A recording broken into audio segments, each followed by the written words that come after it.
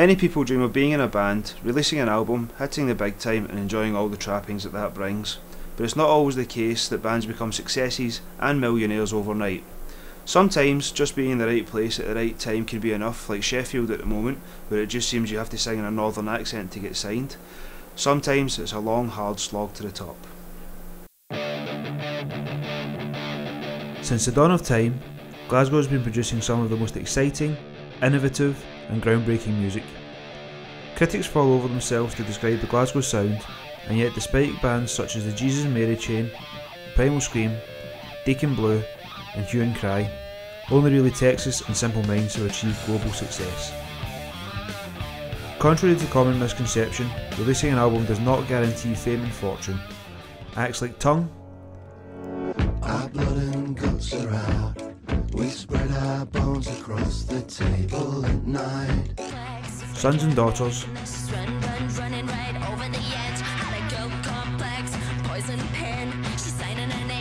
and Mother and the Addicts have yet to see the zeros accumulate in the bank account. We've come to speak to a band who have released 3 albums and still have to keep up the day job. Okay, Marshall, so what's the history of the band? We formed in 95, 96, 94, something like that. 96, I think, yeah. 96, and we were kind of more of a metal band. We were 5-piece at that stage, so we had another guitarist and another singer. Then in 99, we dropped the singer due to the musical differences, and kind of that's when we became Martian, so to speak. We changed our name then. Yeah, there was a musical explosion in Glasgow about 3 or 4 years ago. Were you tempted to conform and go with that, or were you more inclined to stick to your roots? I think the opposite. We weren't really wanting to jump on that bandwagon because I don't think that really reflects us as a band, what they're doing. I don't even think it really necessarily reflects Glasgow as a city. I think it's part of it, but I think there's all sorts of other elements to Glasgow, and it's not what we're about. So I think most bands are like that. Most bands are kind of stubborn and do their own thing. Yeah, Hope that the NME suddenly goes, wow, they're amazing, which doesn't happen most of the time. But Absolutely.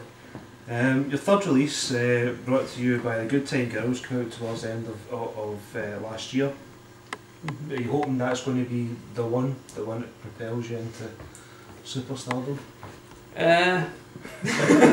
are the chances of that? Well, I'd like it to be, but no, I don't think so. I think you do it first and foremost to please yourself, and we're not signed to a major label, and I know how the music industry works now. Probably when I was a kid I thought, wow, if we made an album, there's a chance we'd be like huge, but it doesn't happen like that.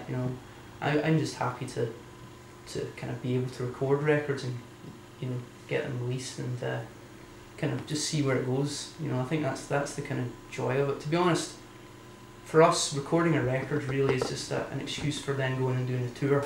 You need something to promote and give to venues to actually get gigs there, especially in other places. So it's more of a kind of key to getting out there rather than a reason for becoming huge.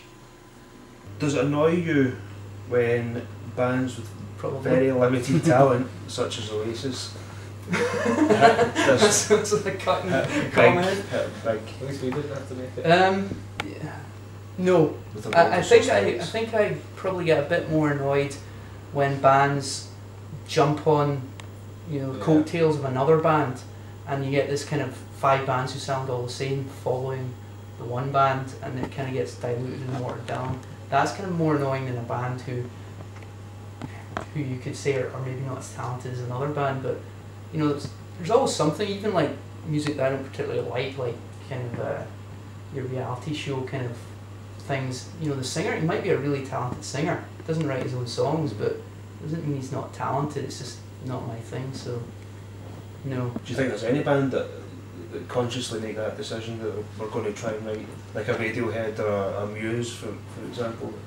I think there might be bands that try, but I think the main problem with that type of album is that if you try to do it, you don't normally succeed. It's to me it seems very kind of personal, and just happens to be that group of people in that studio just happen to write it. I don't think there's a certain way you can go, oh, if I write it like this, that's going to make it fabulous and famous. It's just, I don't think it works that way. I think those bands you're kind of talking about there all kind of fit into a similar kind of area. Not necessarily sound the same, but they're all kind of have a structured nature to them. And you know, yeah, Dark Side of the Moon is a great album, but is it any better than, you know, the first Ramones album, which is completely different style, but I think they're both equally as important. So I think anyone can write a great album, but you need luck. I think you'd be surprised yourself. It might take you 10 years to come up with it, but you need luck and timing, and you need to be on your side really to get it to become what you call a classic. One of the main players in the Glasgow music scene is Craig Carrick, entertainment manager of Block. Hundreds of bands have come through his door, so he knows his onions. I'd say so, yeah. Good thing about Glasgow is it's it's a pretty small city, but it's got a lot of music and a lot of bands in it. Almost too many sometimes, but there's a lot of good stuff going on, and it's always had a kind of critical acclaim in the 80s, and that kind of came back in like a few years ago, 2 years ago or something like that, with a lot of the big kind of Scottish acts. And now I'd say there's a lot of bands doing well from Glasgow, and it's a very well respected place, almost like you'd be like with London or something, you know. So I'd say it definitely is.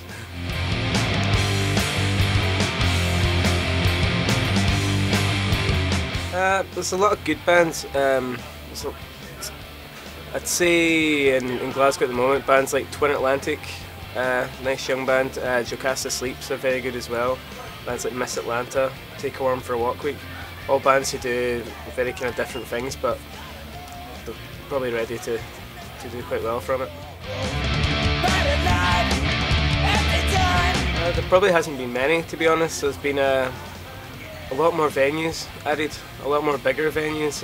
You've got the Carlin Academy now, you've got the ABC now. Before we were the only venue doing like free entry shows at this kind of level. Now everyone's doing it.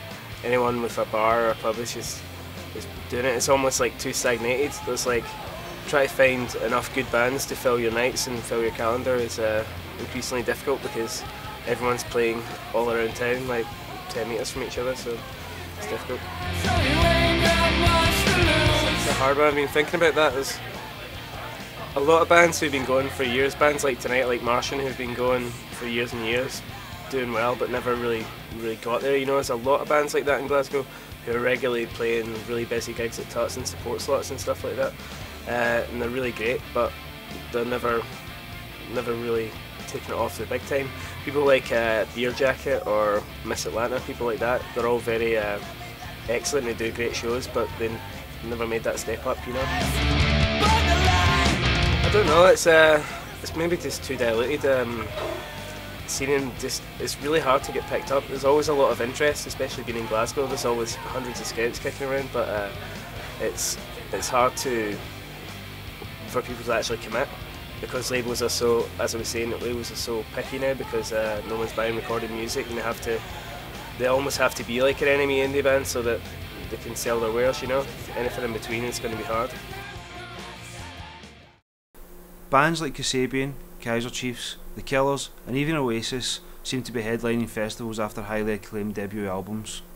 Whether it's commercial radio with pop music or the NME with its tepid, watered down indie acts, the music buying public seem prepared to accept what the media tell them to like.